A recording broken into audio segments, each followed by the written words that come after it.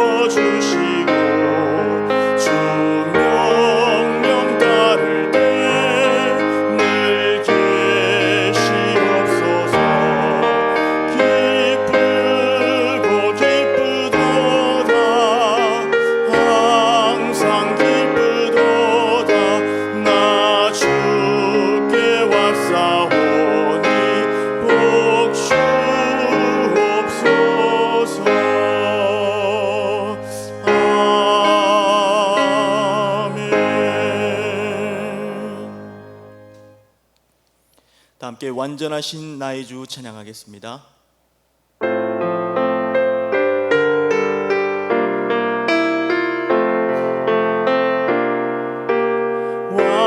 완전하신 나의 주, 의의 길로 날 인도하소서.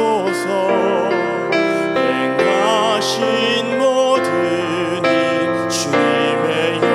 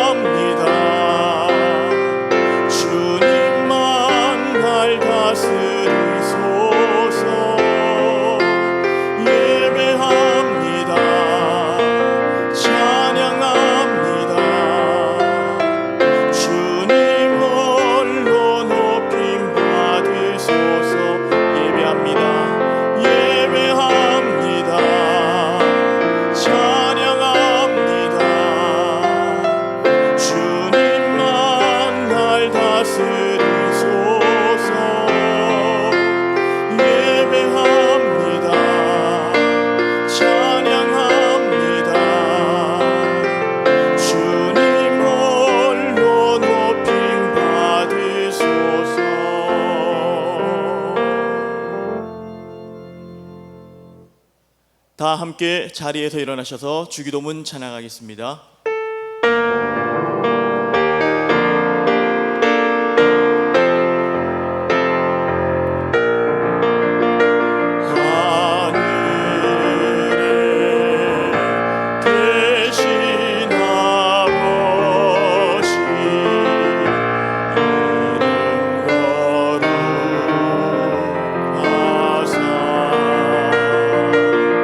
주님 나라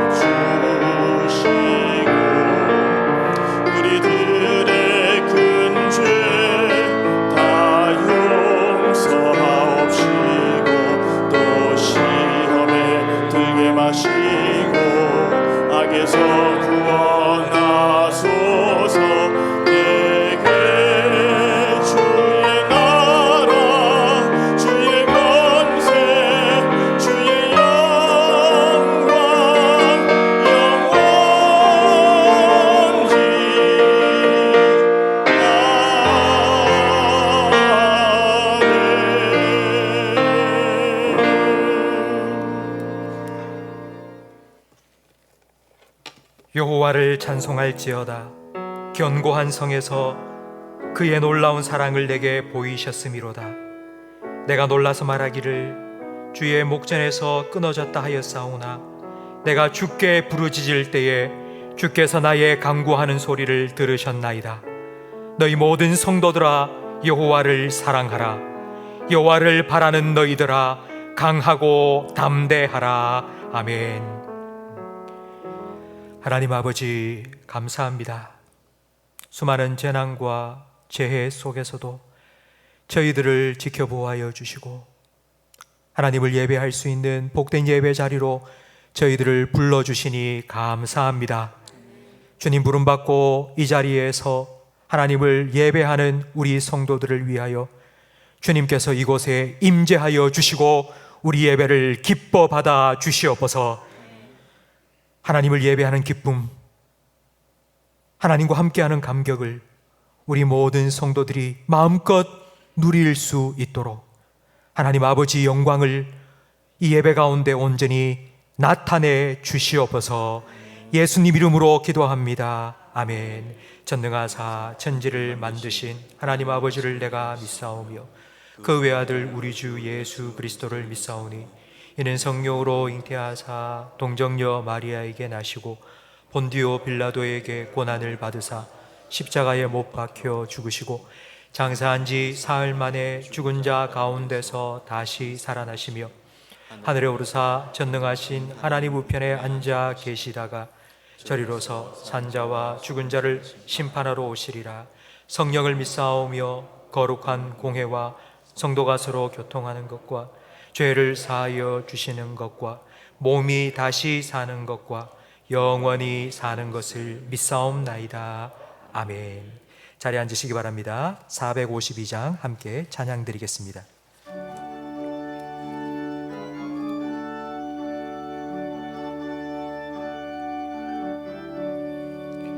내 모든 소원 기도의 제목 예수님 닮기 원함이라. 예수님 영상 나 입기 위해 세상에 모아 끼졌네. 예수님 닮기 내가 원하네. 날 구원하신 예수님을 내 마음속에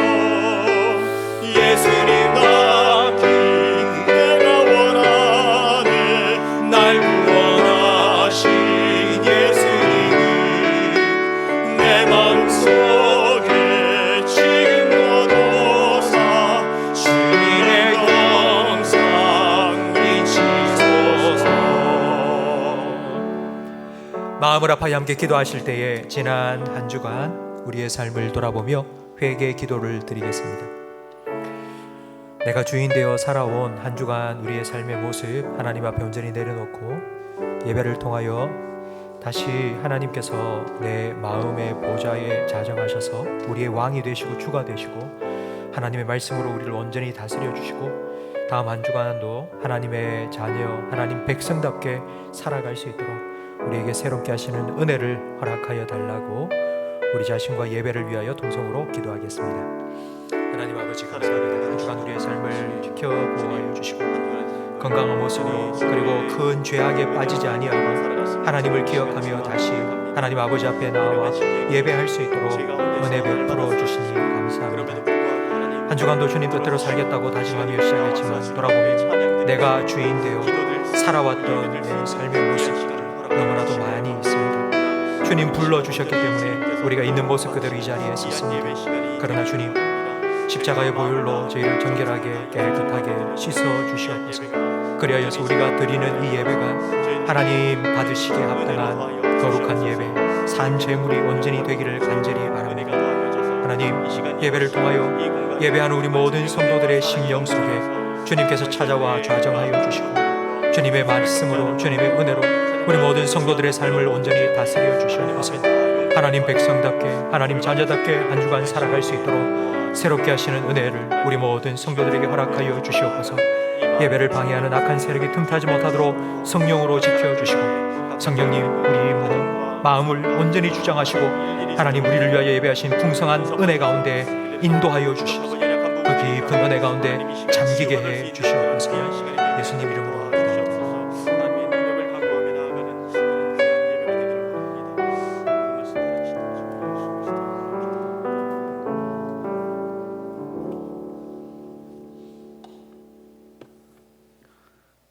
사랑과 은혜가 풍성하신 하나님 아버지의 은혜에 감사와 찬양과 경배를 올려드립니다.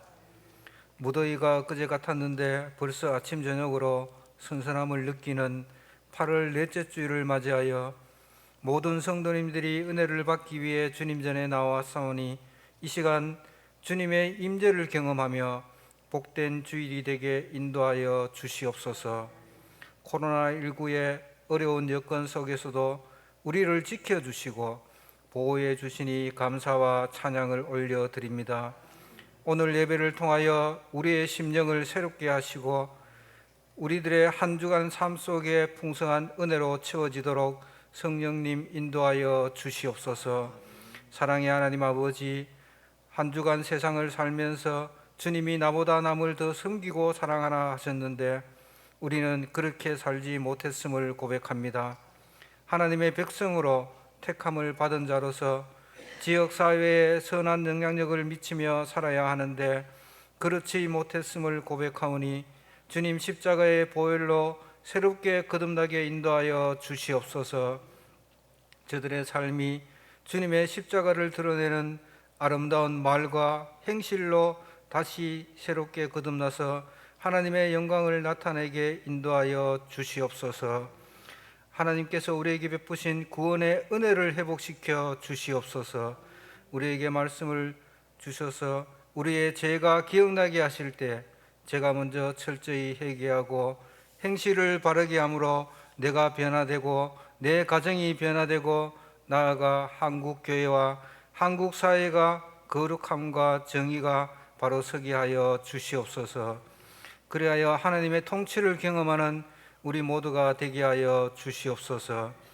전능하신 하나님, 하나님이 세우신 이 나라 코로나19의 확진자가 불어나고 있는 이 시국에 긍휼을 베푸시사 하루속히 안정을 찾게 하시고 하나님을 목놓아 찬양할 때가 속히 오게 하여 주시옵소서.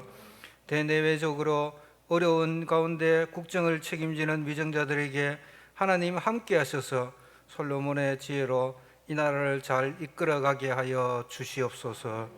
사랑의 하나님 아버지, 이 지역에 침산제일교를 세우게 하시고 주님의 사랑을 나누게 하심을 감사드립니다. 우리 교회가 예수님의 사랑과 섬김을 실천하게 하셔서 사람을 살리고 키우고 고치는 생명사역을 잘 감당하게 하여 주시옵소서. 매주 가정예배로 믿음의 가정을 세워가는 모든 성도님들이 되게 하여 주시옵소서. 먼저 우리가 말씀으로 주님의 풍성하신 은혜를 체험하게 하시고 그 은혜를 지역사회에 흘려보낼 수 있는 도구로 사용하여 주시옵소서. 하나님 아버지, 주일학교 학생들에게 축복하여 주시고 무엇보다 온라인과 현장 예배를 준비하는 교사 선생님과 교육자들에게 성령님께서 함께하여 주시옵소서. 교육 현장에서 땀을 흘리며 수고할 때에 생명사역의 기적이 일어나게 하여 주시옵소서. 우리의 자녀들에게 만남의 축복을 주셔서 먼저 예수님을 만나고 친해지게 되기를 원합니다. 또한 좋은 스승과 친구를 만나게 성령님 인도해 주시옵소서. 그리하여 세상과 구별된 그리스도의 자녀로 성장하게 하여 주시옵소서. 우리의 부족함을 채워주시는 주님, 우리가 이 땅을 살아가면서 말씀대로 살아가기를 소망합니다. 우리 교회에 풍성한 은혜를 채워주셔서 주께서 더하시는 교회가 되게 하심을 감사드립니다. 모든 성도님들이 교회의 꼭대기에 세워진 십자가를 바라보면서 서로 사랑하고 섬기고 위로하며 천국 소망을 향해 나아가는 성도들이 되게 하여 주시옵소서. 고통 중에 은혜를 주시는 하나님, 병으로 인해서 고통 중에 있는 가족들에게 위로하여 주시고 육신이 연로하고 병약하여 예배 자리에 나오지 못한 성도님들이 있습니까? 주님 보혈의 능력으로 치료하여 주시옵소서. 육신의 고통 가운데서도 의지할 분은 유일한 예수님께 모든 것을 맡기는 담대한 믿음도 주시옵소서. 우리 교회에 복음 사역을 감당하게 하심을 감사드립니다. 우리 교회에서 파송한 금동철 선교사님, 최요셉 선교사님, 15분의 협력 선교사님을 기억하여 주시옵시며 복음 전하기에 힘든 사역지에서 주님의 말씀에 순종하며 사역하고 계십니다. 주님께서 날마다 새 힘 주시고 새로운 비전을 바라보게 하여 주시옵소서. 말씀을 듣고자 합니다.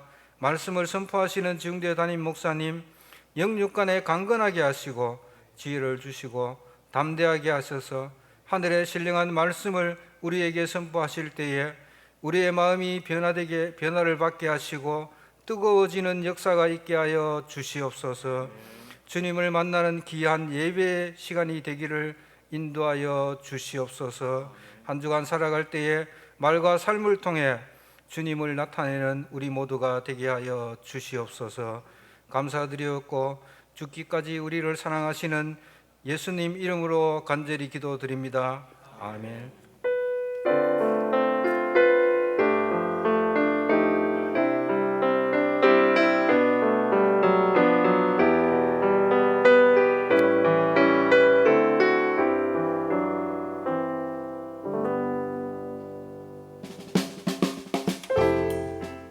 사람을 살리고 기우고 고치는 침산제일교회 8월 넷째 주 교회 소식을 전해드리겠습니다. 정기당회가 2부 예배 후 당회실에서 있습니다.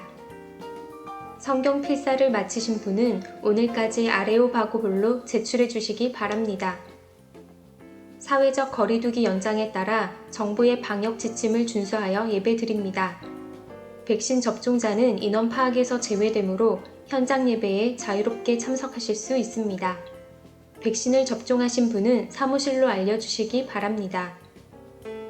청년부 여름수련회가 27일부터 28일까지 온라인으로 진행됩니다. 다음 주 교구별 예배 시간이 주보에 나와 있습니다. 안전하고 은혜로운 예배를 위해 교구별로 정해진 예배 시간에 참석해 주시기 바랍니다. 장학위원회가 다음 주 2부 예배 후 새가족부실에서 있습니다. 금주 가정예배 순서지를 오늘 오후에 문자 링크를 통해 보내드립니다. 자녀를 위한 기도문과 자신을 위한 기도문을 매주 유튜브에 올려드리고 있습니다. 성도님들께서는 함께 읽으시며 기도하시기 바랍니다. 성경 필사를 통해 받은 은혜를 나누는 소감문을 제출해 주시면 소정의 선물과 함께 행복의 샘에 기재합니다. 교회 설립 70주년 기념 기고문을 공모합니다. 주보를 참고하셔서 성도님들의 많은 참여 부탁드립니다. 가정예배로 믿음의 가정을 세우는 침산제일교회 찬송가 213장 1절 찬양드리며 봉헌하겠습니다. 나의 생명 드리니 주여 받아주셔서 세상 살아갈 동안 찬송하리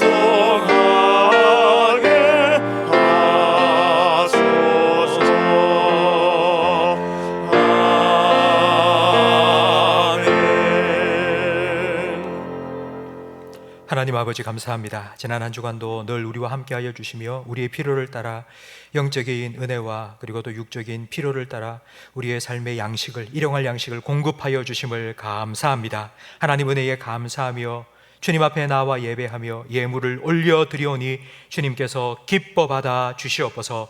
다들 살기 힘들다고 말하는 이때에 우리 성도들에게 재물 얻을 능을 허락하여 주시며 주님께서 맡겨주신 재물을 주님 뜻대로 잘 활용할 수 있도록 지혜도 허락하여 주시옵소서. 하나님, 코로나 힘든 상황 속에서도 교회학교, 성경학교 은혜 가운데 무사히 잘 마치게 하심을 감사합니다. 하나님, 우리 교육자들과 교사들이 울며 복음의 씨앗을 뿌렸사오니 우리 자녀들의 심기운 복음이 하나님 나라의 거목으로 자라갈 수 있도록 하나님께서 크신 은혜 베풀어 주시옵소서. 이번 주말에 있을 온라인으로 진행되는 청년부 수련회에 하나님께서 함께 하시고 우리 청년들에게 말씀을 통하여 새로운 힘과 비전을 품게 하여 주시옵소서. 하나님, 계속되는 코로나 재확산으로 인하여서 우리 방역팀과 의료진들이 많이 힘들어하고 있사오니 지치지 아니하도록 주님께서 새 힘을 허락하여 주시옵소서. 코로나 재확산으로 어려움을 겪고 있는 우리 모든 국민들 주님께서 위로하여 주시고 하나님, 갑작스러운 폭우로 인하여서 홍수 피해를 입은 지역의 주민들을 주님께서 위로하여 주시옵소서. 속히 회복될 수 있도록 하나님께서 은혜를 베풀어 주시옵소서. 하나님, 힘든 가운데서도 우리는 이렇게 평안하게 잘 살 수 있도록 하나님 복 내려 주심을 감사합니다. 하나님의 마음으로, 하나님의 심장으로 하나님 이 땅을 품고 기도할 수 있는 마음을 저희들에게 허락하여 주시옵소서. 하나님, 이슬람 무장 세력에 의해 정복당한 아프가니스탄 국민들을 주님께서 불쌍히 여겨 주시옵소서. 하나님, 민주화로 피를 흘리고 있는 미얀마 백성들을 주님께서 긍휼히 여겨 주시옵소서. 지진으로 인하여서 삶의 터전을 잃고 사랑하는 가족을 잃고 눈물을 흘리고 있는 IT 국민들을 주님께서 위로하여 주시옵소서. 하나님께서 그 땅에 보내신 선교사님들과 그 땅에 거리토기로 남겨두신 그리스도인들이 그 나라와 그 민족을 위하여 기도의 파수꾼들의 사명을 감당해 나가며 기도할 때에 하나님 그들의 기도에 응답하여 주시고 하나님, 주님께서 회복시켜 주시옵소서. 그들의 눈물을 거두어 주시옵소서. 하나님, 말씀을 듣기를 원합니다. 성령님, 지혜와 계시행으로 이 시간 우리 가운데 역사하셔서 오늘 내게 주시는 하나님의 음성을 듣게 하시고 그 말씀에 붙들마 되어서 그 말씀에 순종하며 살아갈 때에 말씀대로 역사하시고 일하시는 하나님을 매일 매순간 경험하며 살아가게 해 주시옵소서. 예수님 이름으로 기도합니다. 아멘.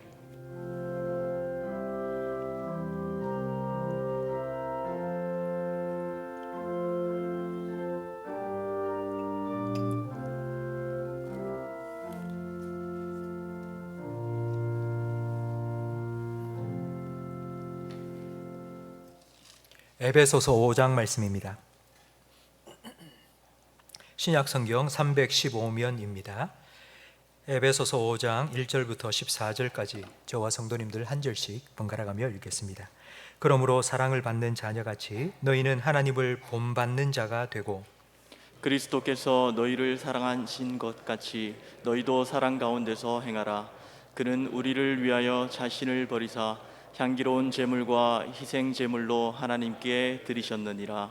음행과 온갖 더러운 것과 탐욕은 너희 중에서 그 이름조차도 부르지 말라. 이는 성도에게 마땅한 반이라. 누추함과 어리석은 말이나 희롱의 말이 마땅치 아니하니 오히려 감사하는 말을 하라.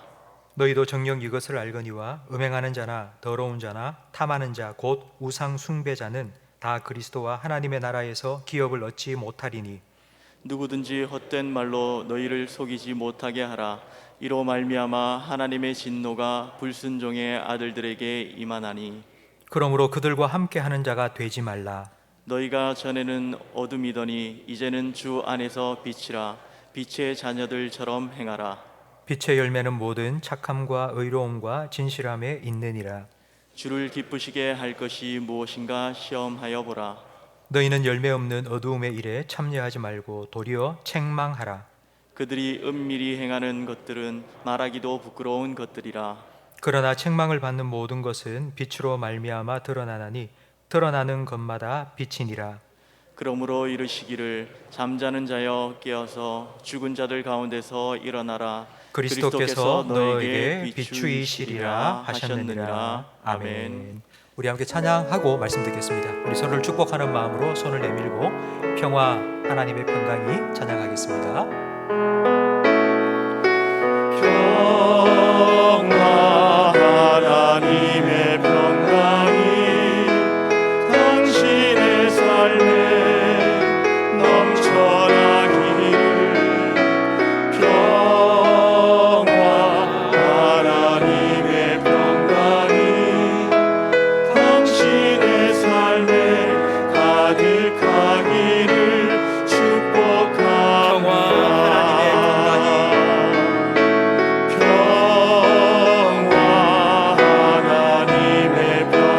당신의 삶에 넘쳐나기를. 당신의 삶에 넘쳐나기를.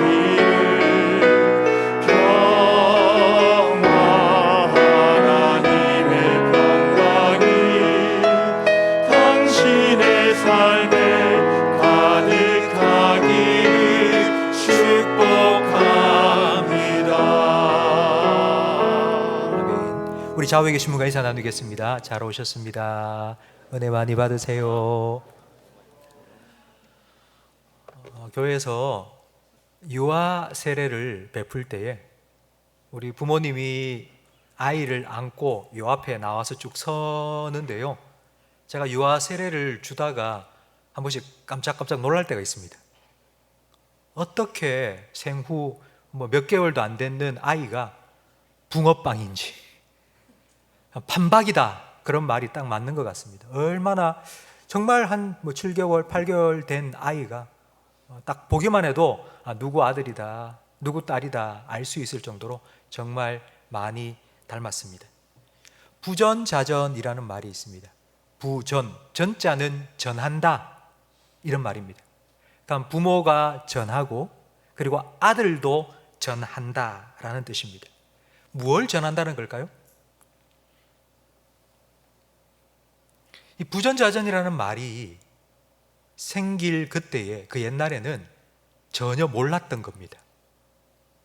그런데 부모를 닮은 아들, 딸로 자라게 만드는 것은 바로 DNA입니다. 그러니까 부전자전이라는 말은 부모의 DNA가 자녀에게 전달된다라는 뜻입니다. 그 당시에는 DNA가 없었습니다. 몰랐습니다. 그러나 조상의 지혜가 그 말 안에 담겨져 있는 것 같습니다. 부모를 자녀가 닮는 것, 그건 당연한 것입니다. 마찬가지로 1절 말씀에 보니 그러므로 사랑을 받는 자녀같이 너희는 누구를 본받는 자가 되라고요?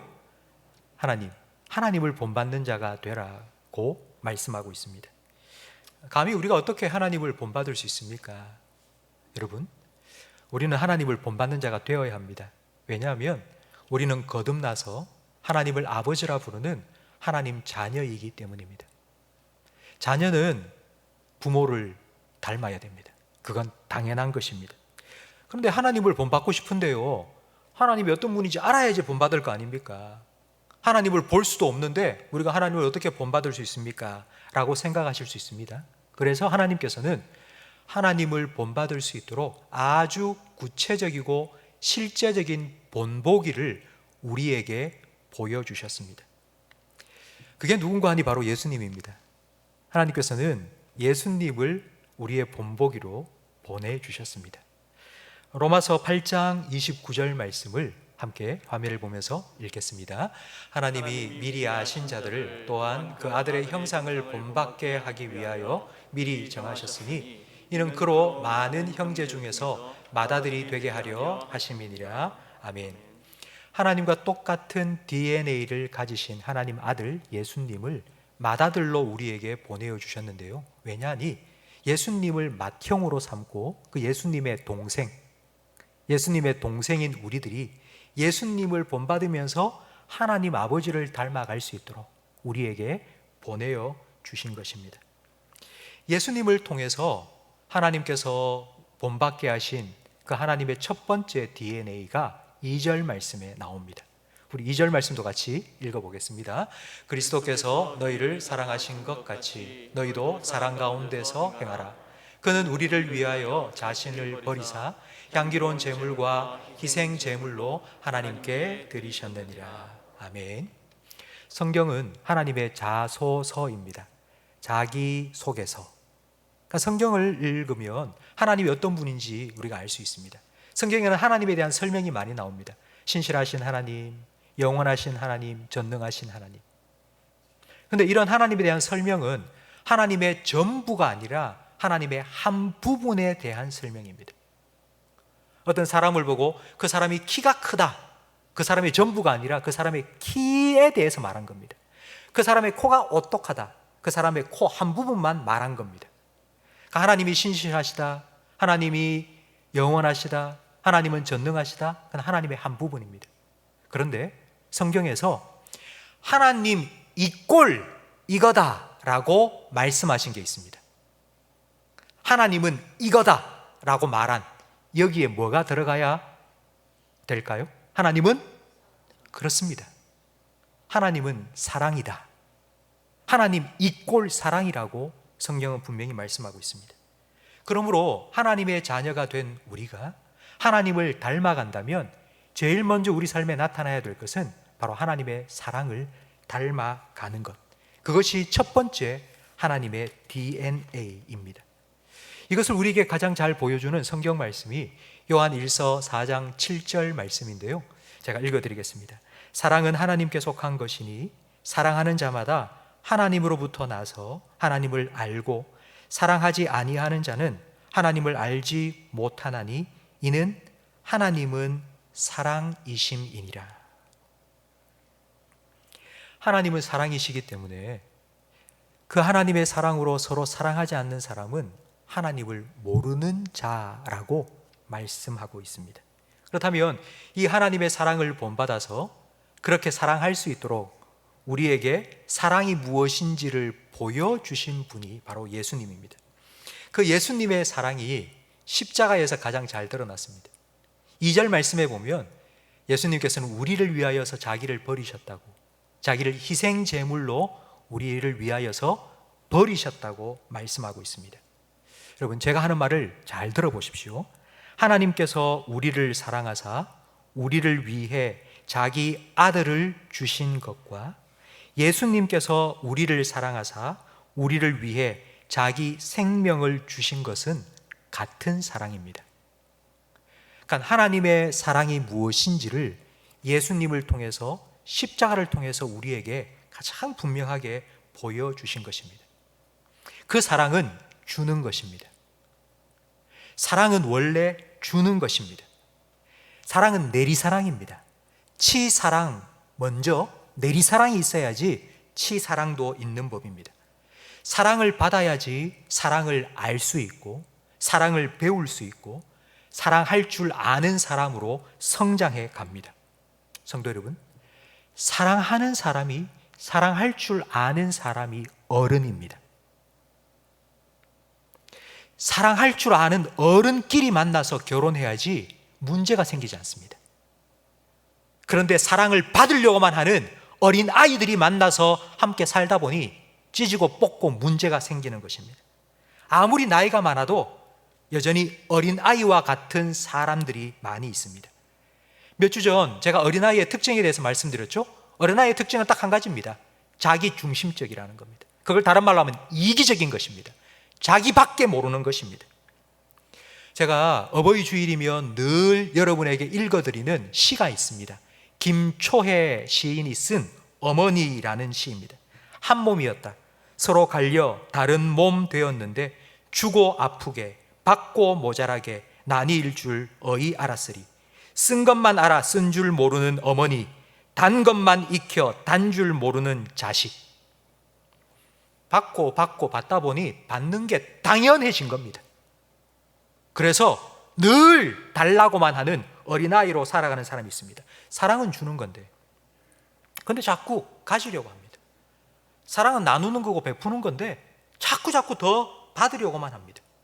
그러면서도 입만 벌리면 사랑한다고 말합니다. 사랑한다고. 왠 줄 아세요? 나를 사랑해주는 그 사람 나한테 필요한 거예요.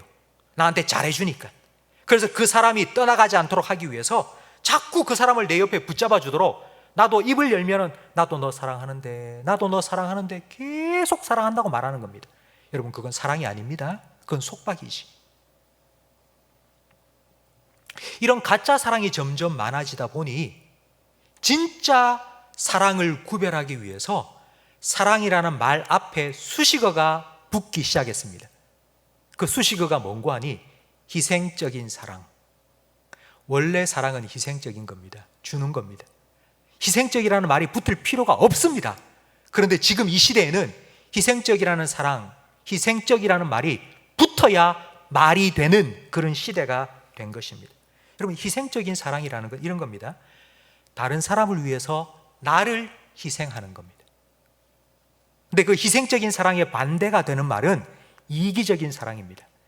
이기적인 사랑은 어떤 것인가 하니 나를 위해서 다른 사람을 희생시키는 것입니다. 이 이기적인 사랑의 대표적인 예가 3절 말씀에 나옵니다.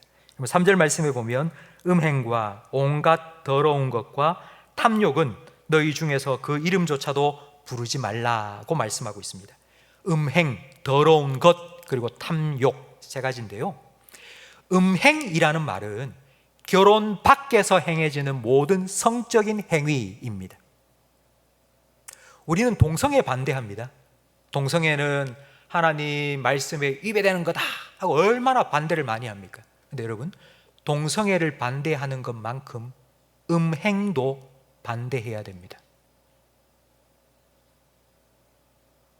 동성애만큼이나 이 땅에서 행해지고 있는 음행에 대해서도 우리 그리스도인들은 하면 안 된다고, 우리는 그것 반대한다고 목소리를 내야 됩니다.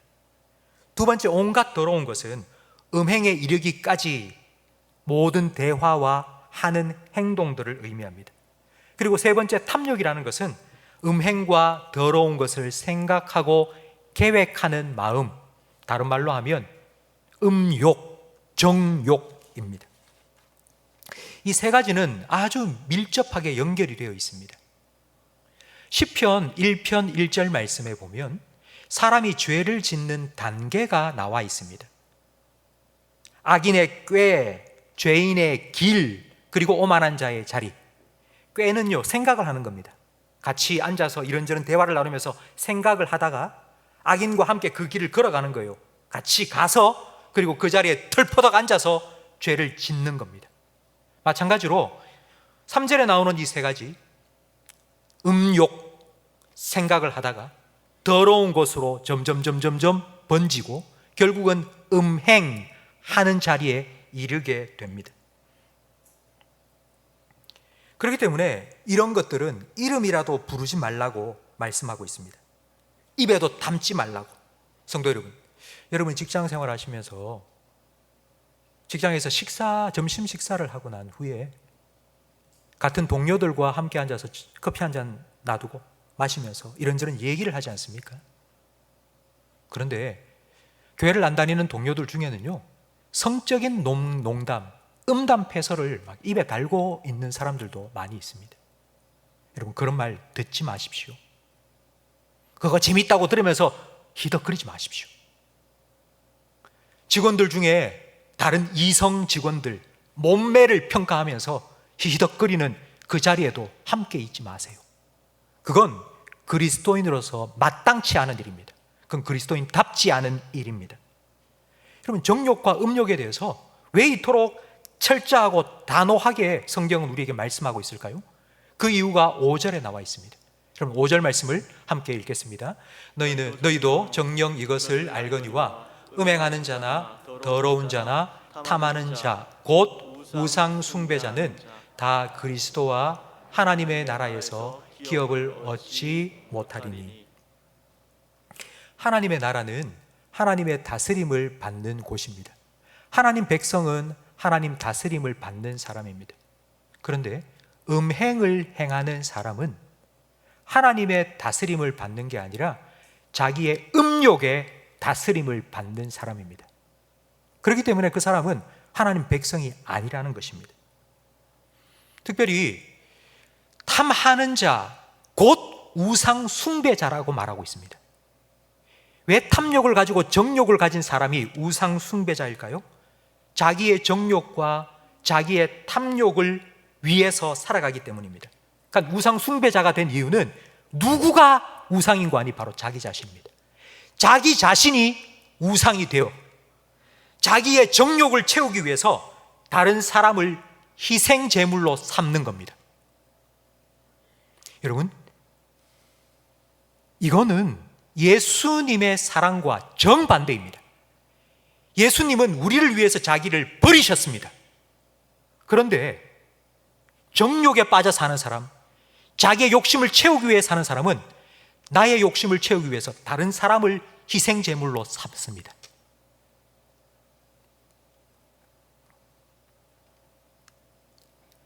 예수님과 정반대, 하나님과 정반대의 존재를 우리는 악마라고 부릅니다. 끔찍한 성범죄를 저지른 사람 붙잡혀서요, 경찰서 앞에 딱 서서 사진 찍히고, 그리고 뭐 방송국 기자들한테 뭐 한 말씀 해주세요 라고 말할 때 그 성범죄자가 한 말이 기억나십니까? 이런 말을 했습니다. 감사합니다. 악마의 삶을 멈추게 해주셔서 감사합니다. 제가 그 얘기를 들으면서 처음에는 이런 생각이 들더라고요. 아이고, 안 해. 지가 악마인 거 안 해. 그런 마음이 들더라고요. 그런데 곧 이어서 제 마음속에 너도 똑같은 놈이다. 큰 악마, 여러 사람을 희생제물로 삼는 그런 큰 악마는 아니더라도 지금 내 옆에 있는 내 아내를, 내 자녀를 나를 위해서 희생시키고 죽도록 만들고 있는 그런 악마와 같은 본성이 내게도 있는 거예요. 저에게도.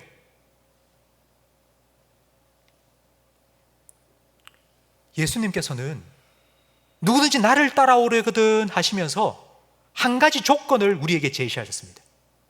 우리가 예수님을 믿고 예수님을 따라가기 위해서 예수님께서 우리에게 내거신 한 가지 조건, 그 조건이 무엇인지 누가복음 9장 23절 말씀을 함께 읽어보겠습니다. 또 무리에게 이르시되 아무든지 나를 따라오려거든 자기를 부인하고 날마다 제 십자가를 지고 나를 따를 것이니라. 아멘. 자기를 부인한다라는 말은요, 자기라는 우상을 깨뜨리라는 겁니다. 하나님을 믿고 하나님을 섬기고 예수님을 나의 주님이라고 부르며 살아가기 위해서는 먼저 자기라는 우상을 깨뜨리지 않고는 불가능합니다. 그런데 이 자기 부인, 나의 정욕과 탐욕을 채우려는 이 자기의 우상, 이걸 깨뜨리는 것, 자기를 부인하는 것 쉽지 않습니다. 그래서 예수님께서는 뒤에 한마디를 덧붙이셨습니다. 날마다 자기 십자가를 지고 나를 따라오라고. 자기 십자가는 자기가 달려 죽을 십자가입니다. 왜 그걸 지고 따라오라 하는 줄 아세요? 불쑥불쑥 내 정욕이, 내 음욕이, 내 탐욕이 쑥쑥 올라올 때마다 그 자리에 십자가를 딱 꽂고 올라가라고, 올라가서 죽으라고, 탐심과 정욕과 음욕을 죽이라고. 그래야지 예수님을 따라 살 수 있는 사람이라고 예수님께서는 우리에게 요구하신 것입니다. 예수님께서 우리에게 이렇게 요구하실 수 있는 이유가 뭔 줄 아세요? 예수님께서 먼저 우리에게 이렇게 하셨기 때문입니다. 예수님께서는 우리를 사랑하사 우리를 위하여 자기의 생명을 십자가 위에 내어주시고 희생제물로 자기를 버리셨기 때문입니다. 그래서 예수님께서는 우리에게 말씀하십니다. 이 사랑 가운데 거하라고, 이 사랑 가운데 행하라고. 이게 하나님의 자녀라고, 하나님의 사랑의 DNA를 물려받은 하나님의 자녀답게 살아가는 것. 첫 번째가 하나님의 그 사랑, 희생적인 사랑을 베풀며 살라고. 이것이 첫 번째입니다. 그리고 두 번째는 8절 말씀에 나와 있는데요, 우리 8절 말씀을 함께 읽어보겠습니다. 너희가 전에는 어두움이더니 이제는 주 안에서 빛이라. 빛의 자녀들처럼 행하라. 아멘. 빛과 어두움, 어두움과 빛은 절대로 공존할 수가 없습니다. 절대로 공존할 수가 없습니다. 하나님을 믿는다면 더 이상 어두움 가운데 거할 수 없습니다. 빛 가운데 거하여 살아가야 됩니다. 하나님을 믿는 사람, 우리 성도들은 어두움의 자식이 아니라 빛의 자녀입니다. 어두움과 빛이 완전히 구별되듯이, 완전히 구별되었다, 이걸 한마디로 뭐라고 성경은 말하고 있는 거 아니? 여러분 저를 한번 따라 하시기 바랍니다. 거룩입니다. 우리가 빛의 자녀가 되었다. 그래서 어두움의 일과 상관없는 사람이 되었다. 이 말은 우리는 거룩한 사람이 되었다라는 의미입니다. 하나님의 자녀로서 하나님을 닮아가기 위해서 필요한 두 번째 하나님의 DNA, 우리가 물려받아야 될, 우리가 본받아야 될 하나님의 DNA 두 번째가 바로 거룩입니다. 이걸 에베소서 4장 우리 전장에서는요, 옛사람을 벗고 새 사람을 날마다 입는다고 표현했습니다. 그게 바로 거룩입니다. 9절 말씀에 보면 빛의 열매가 착함과 의로움과 진실함이라고 말씀하고 있습니다. 착함과 의로움과 진실함, 이건 하나님을 닮아가는 거룩한 삶의 열매입니다. 성도 여러분, 빛이 있어야지 식물은 자랍니다. 자라야지 열매를 맺습니다. 어두움 가운데 빛이 비치는 건 한순간에 일어나는 일입니다. 지금 뒤에 스위치를 딱 끄면은요, 캄캄해집니다. 어둠이 딱 임합니다. 한순간입니다. 그러다가 스위치를 다시 켜면 한순간에 확 밝아집니다. 우리가 처음 예수님을 만나고 하나님을 믿을 그 순간은요, 한순간입니다. 하나님께서 우리를 탁 만나주시는 그 순간, 그런 간증을 하지 않습니까? 세상이 달라져 보이더라. 우리가 처음 예수님 믿고 하나님을 알게 된 그 순간은 정말 놀라운 변화가 확 일어납니다. 그러나 그 하나님의 빛 가운데 살아가면서 그 빛을 받고 성장하고 열매를 맺는 것은 한순간이 아니라 과정입니다. 이걸 성경에 나오는 사건으로 풀어서 설명을 하면요, 출애굽, 여러분 출애굽은 6월절 하루에 일어난 사건입니다. 하지만 그 출애굽의 과정도 있습니다.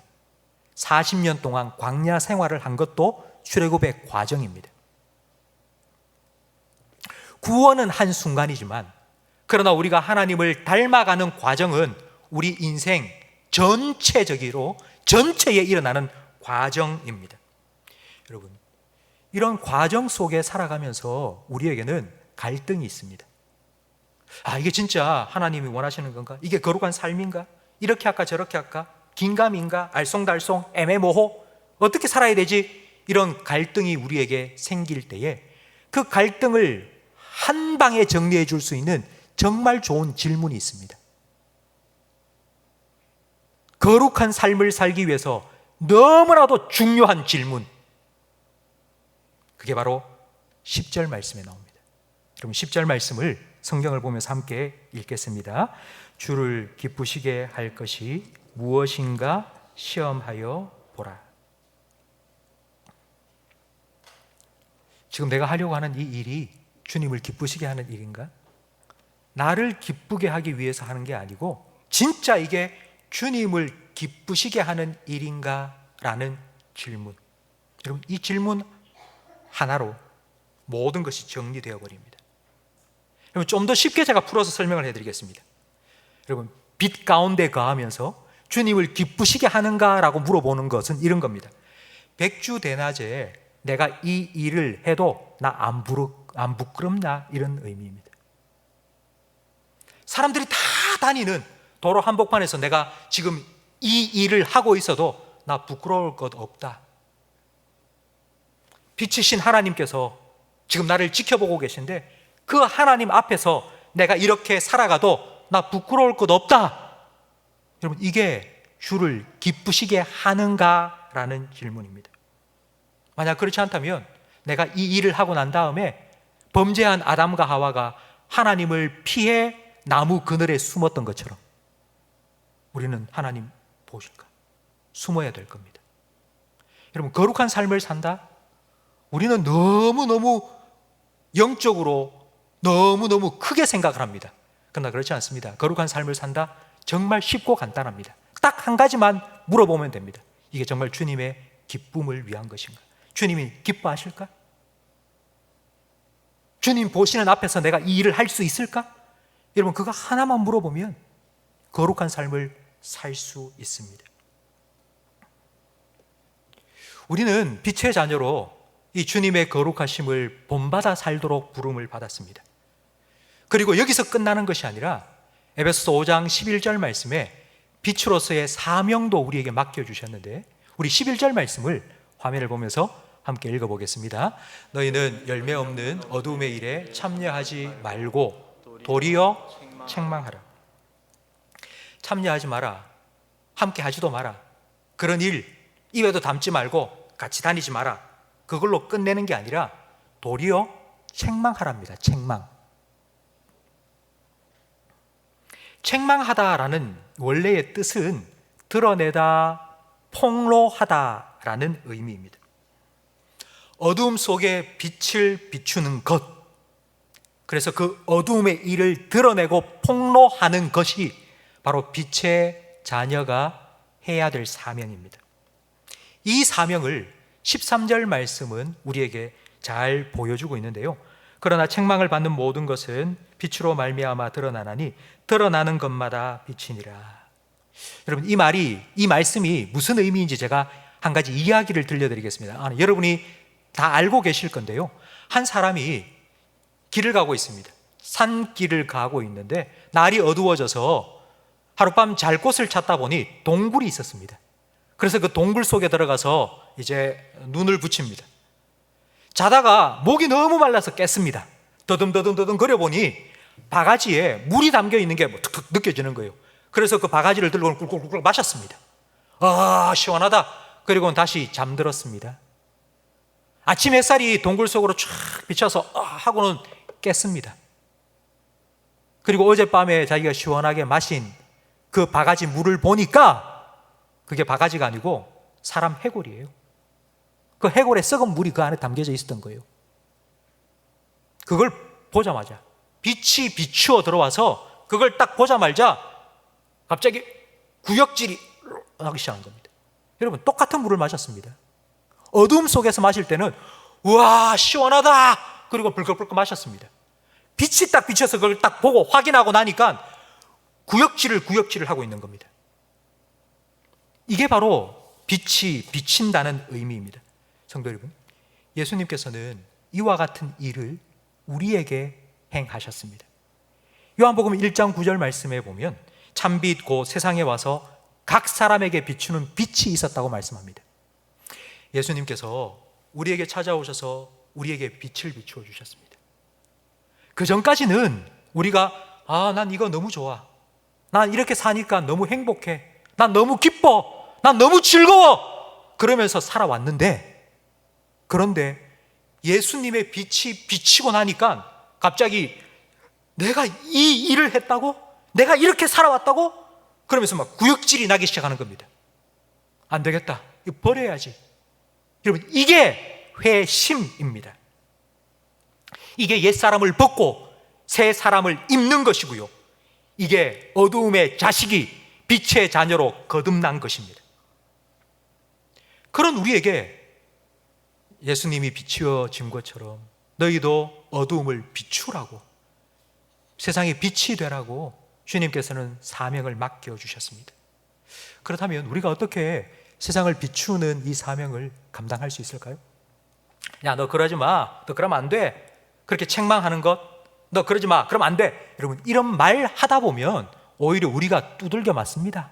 입만 살아가지고 저것들은, 그러면서 얼마나 우리가 욕먹고 우리가 핀잔을 듣습니까? 과연 우리가 어떻게 세상의 빛으로 어두움의 일을 책망하며 드러내며 폭로하며 비출 수 있을까요? 예수님께서는 여기에 대해서도 분명하게 말씀해 주셨습니다. 마태복음 5장 16절 말씀을 함께 읽어보겠습니다. 이같이 너희 빛이 사람 앞에 비치게 하여 그들로 너희 착한 행실을 보고 하늘에 계신 너희 아버지께 영광을 돌리게 하라. 빛을 비춘다는 것, 그건요, 어둠 속에 빛으로 존재한다는 뜻입니다. 빛을 비춘다는 것, 그거는요, 막 이래라 저래라 말만 쏟아놓는 게 아니라 보여주고 그렇게 살아가는 것입니다. 세상 사람들이 살아가는 똑같은 방식, 구별되지 않은 그런 삶을 살아가는 것이 아니라 저렇게도 살아가는 사람이 있네 라는 것을 보여주라는 겁니다. 저는 동기 목사님들과 후배 목사님들을 만날 때에 저는 늘 이런 말을 합니다. 우리가 끊는 세대가 되어야 된다고. 끊는 세대. 뭘 끊느냐? 구습, 구태 끊어버리자고. 선배들은 다 내가 선배인데 너 나 섬겨. 그러면서 받을 거 다 받고 자기는 편안하게 그렇게 살았습니다. 우리는 그렇게 선배를 섬겼습니다. 그러나 우리가 이제 선배의 자리에 왔는데 우리 후배들한테 나도 선배들한테 그렇게 했어. 너도 나한테 똑같이 해 라고 말하지 말자고. 끊자고. 구습이 계속 이어지지 않도록 누군가는 끊어야 되는데 그 끊는 세대가 우리가 되자고. 그런 일들이 더 이상 우리 후배에게 그리고 우리 자녀들에게 흘러가지 않도록 끊자고 좀. 여러분, 이것이 바로 빛으로 살아가는 것이 아니겠습니까? 과연 이런 삶을 살아가는 것이 가능할까요? 우리는 너무 연약한데, 우리는 부족한데 우리가 이렇게 살아갈 수 있을까요? 올 초에 정말 가정 형편이 어려워서 통닭 한 마리도 제대로 사 먹지 못하는 형제가 있었는데요. 그 사정을 알고는 치킨집 사장님이 형제를 불러서 몇 차례 통닭을 대접해 주었습니다. 근데 그 일이 매스컴에 보도가 되었죠. 근데 그 다음에 어떤 일이 일어나는 줄 아십니까? 코로나 때문에 너무 힘든데 우리 주변에 힘든 사람이 많이 있구나. 그래서 우리도 좀 돕고 싶다고. 한 사람, 두 사람, 100사람, 1000사람, 10,000사람 1,000원씩, 10,000원씩 돕자고. 그와 같은 일이 일어난 겁니다. 여러분, 한 사람이 시작한 일입니다. 우리는 연약해서 내가 어떻게 그런 일을 할 수 있냐고요? 아니요, 할 수 있습니다. 하면 됩니다. 우리는 해가 아닙니다. 우리는 달입니다. 태양 대신 하나님께서 우리에게 빛을 비추어 주시기 때문에 우리는 그 빛을 발하면 됩니다. 성도 여러분, 14절 말씀을 우리 화면을 보면서 함께 읽어보겠습니다. 잠자는 자여 깨어서 죽은 자들 가운데서 일어나라. 그리스도께서 너에게 비추이시리라. 아멘. 일어나세요. 성도 여러분, 여러분이 살아가고 있는 그 삶의 자리에서 여러분 일어나서 빛을 발하세요. 나 혼자 스스로 빛을 낼 수가 없습니다. 하나님께서, 예수님께서 내게 빛을 비추어 주신 그 빛을 그냥 반사하시면 됩니다. 그거 나누어 주고 베풀면 됩니다. 그것이 주님께서 우리에게 요구하시는 겁니다. 더 이상 잠자는 자로 누워있지 말고 좀 깨어나라고. 죽어있는 자들과 똑같이 누워있지 말고 일어나라고, 빛을 발하라고. 주님께서 빛된 자녀에게, 우리에게 이렇게 사명을 맡겨 주신 것입니다. 성도 여러분, 우리는 하나님을 아버지라 부르는 하나님의 자녀입니다. 하나님의 자녀는 부전자전, 하나님의 DNA를 그대로 전수받아서 하나님을 닮아가야 합니다. 하나님께로부터 받은 하나님의 DNA 두 가지, 오늘 우리가 말씀을 통해 함께 살펴봤죠? 첫 번째는 사랑, 두 번째는 거룩. 사랑은 자기 희생적인 것이고요, 거룩은 구별된 것입니다. 세상과 똑같은 것이 아니라 어둠의 일을 버리고 빛의 자녀로 살아가는 것입니다. 저를 따라 하시기 바랍니다. 사랑은 자기 희생이고 거룩은 구별된 것이다. 두 가지. 이 두 가지의 DNA가 우리 삶 가운데 없다면 우리는 심각하게 우리를 다시 한번 돌아봐야 됩니다. 내가 하나님의 자녀 맞나? 부전자전인데, 하나님은 사랑이신데, 하나님이 거룩하신 분인데 과연 내 삶에 이런 사랑과 거룩이 나타나고 있나? 여러분 돌아보셔야 됩니다. 사랑이신 하나님, 거룩하신 하나님을 본받아 자라가는 과정을 우리는 성장이라고 말하는데요, 그 성장의 다른 의미가 바로 하나님을 본받고 닮아가는, 저를 또 따라 하시기 바랍니다, 성화. 성장의 다른 말은 성화입니다. 성도 여러분, 얼마나 성장했느냐라는 질문을 하지 않습니까? 교회가 얼마나 성장했느냐, 사업이 얼마나 성장했느냐, 뭐 그런 말 하지 않습니까? 과연 성장했다는 말이 무슨 뜻일까요? 성장했느냐, 얼마나 커졌느냐? 얼마나 많아졌느냐? 얼마나 확장했느냐? 얼마나 높아졌느냐? 그러면 성장은 그런 의미가 아닙니다. 성장은요, 얼마나 닮았느냐? 얼마나 사랑하느냐? 얼마나 거룩하냐? 이것이 얼마나 성장했느냐는 의미입니다.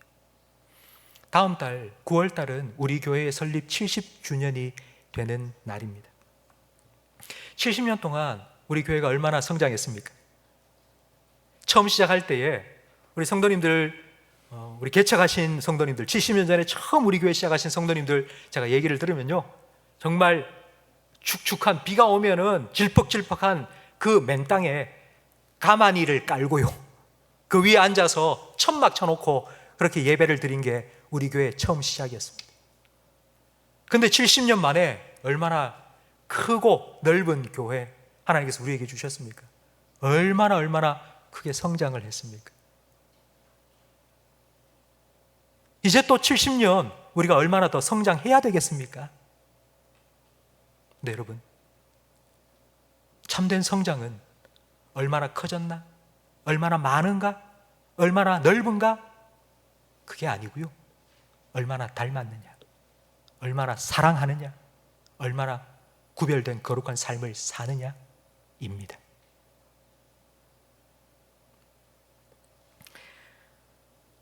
저는 우리 교회가 이런 사랑의 학교가 되고 거룩의 학교가 되기를 간절히 바랍니다. 우리 성도님들이 함께 교회에 와서 하나님 예배하고 말씀을 들으면서, 아, 하나님 이런 분이구나. 그렇지, 우리 아버지는 이런 분이셔. 나는 하나님의 자녀인데 닮아가야지. 그러니까 하나님을 더 알아가고 예수님을 더 사랑하고 닮아갈 수 있는 교회에서 함께 신앙생활하면서 그런 성장과 성화가 우리 가운데 앞으로 70년 동안도 계속하여 일어나기를 간절히 바랍니다. 성도 여러분, 하나님께서 우리 교회에 품으신 꿈이 있습니다. 하나님의 비전, 하나님의 계획. 그것이 바로, 야, 어쩌면 나를 이렇게 쏙 빼닮았을까? 우리 성도님들을 보시면서 그게 하나님의 꿈이고 하나님의 비전입니다. 그럼 그 하나님의 꿈이 우리의, 여러분의 간절한 기도의 제목이 되기를 주님의 이름으로 축원합니다. 예수님의 성품이 여러분의 인격이 되기를 축원합니다. 우리가 그와 같은 소원을 품고 살아갈 때에 성령 하나님께서 여러분을 도와주실 겁니다. 여러분의 능력이 되어주실 거고요, 그 성화의 삶을 끝까지 완성할 수 있도록 성령께서 여러분 인치시고 여러분을 도와주실 줄로 믿습니다. 우리 함께 기도하는 마음으로 찬양을 하기를 원합니다. 원하고 바라고 기도합니다. 이 세상을 살아가는 동안 함께 찬양 드리겠습니다. 이 세상을 살아가는 동안에 나의 힘을 의지할 수 없으니 기도하고 낙심하지 말 것을 주께서 참 소망이 되심이라. 하나님의 꿈이 나의 비전이 되고 예수님의 성품이 나의 인격이 되고 성령님의 권능이 나의 능력이 되길 원하고 바라고 기도합니다. 주의 길을 걸어가는 동안에 주의 길을 걸어가는 동안에 세상에 거두지할 수 없으니 감사하고 낙심하지 말 것을 주께서 참 기쁨이 되심이라. 하나님의 꿈이 나의 비전이 되고 예수님의 성품이 나의 인격이 되고 성령님의 권능이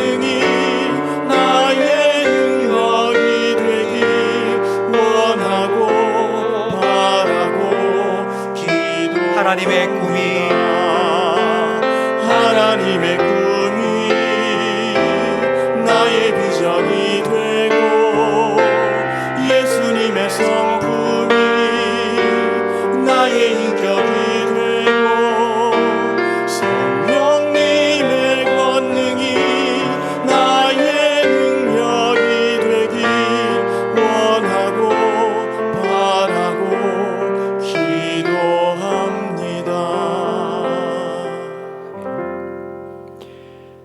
하나님 아버지, 우리 성도들이 다 한 목소리로 한 마음으로 찬양으로 기도한 이 기도에 응답하여 주시옵소서. 하나님의 아버지의 사랑 우리 모든 성도들의 심령 속에 부어 주시옵소서. 그 사랑의 깊이와 길이, 높이와 넓이를 알아가게 하시고 깨닫게 해 주시옵소서. 그 사랑에 우리 성도들의 영혼의 뿌리가 더 깊이 심기어지게 해 주시옵소서.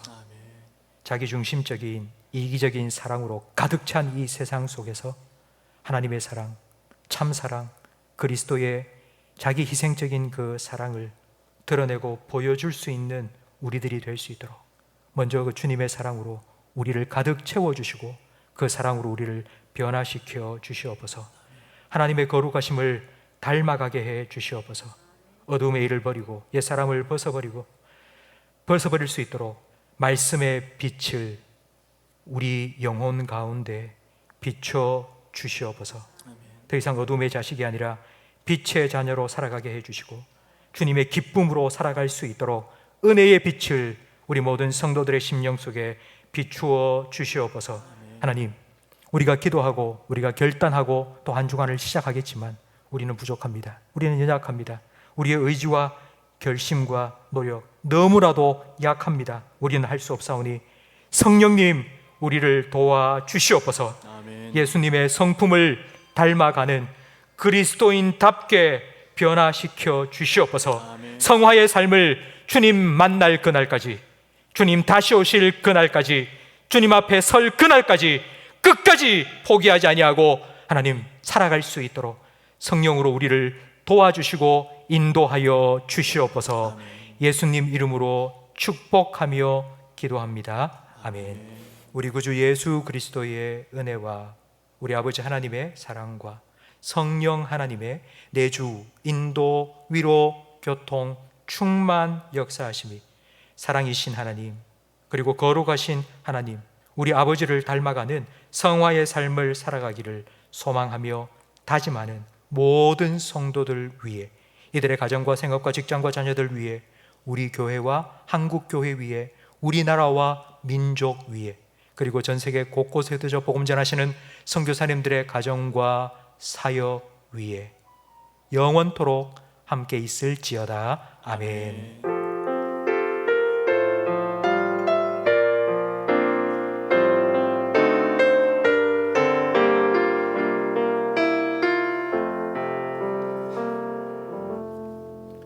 오늘 교회를 찾아주신 모든 분들 주님의 이름으로 환영하며 축복합니다. 교우 소식 전해드리겠습니다. 우리 정경자 집사님 또 사무실을 이전하셨습니다. 기도해 주시고요. 홍재덕, 양종현 집사님 아들 결혼식이 오는 토요일 있습니다. 많이 축하해 주시기 바랍니다. 우리 다 함께 자리에서 일어나셔서 두 손 높이 들고 주 약속 안에서 내용 온평 안에 힘차게 찬양하고 예배를 마치겠습니다.